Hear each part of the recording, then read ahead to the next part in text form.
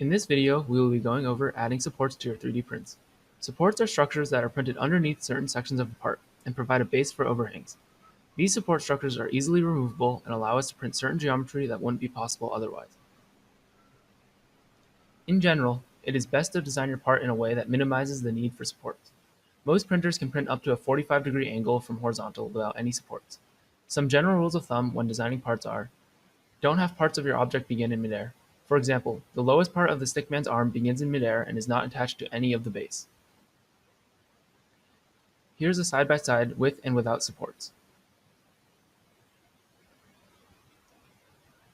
Also try to avoid overhangs. These parts are attached to the main base, however they will sag because the plastic is being extruded out into the open air with nothing below it to build off of.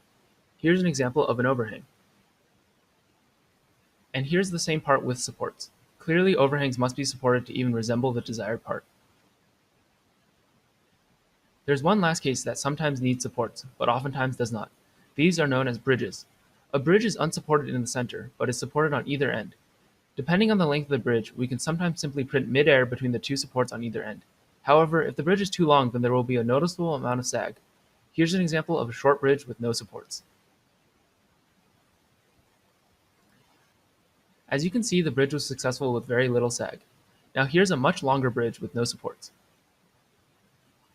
The length that a printer can bridge with no supports changes from printer to printer, but if a long bridge is required, it is better to use supports. Here's that same bridge with supports. As you can see, there is very little sag when using supports, and the part comes out as desired. As a general rule, design your parts so that they require little to no supports. This will ensure faster, cleaner, and more successful prints. Thanks for watching.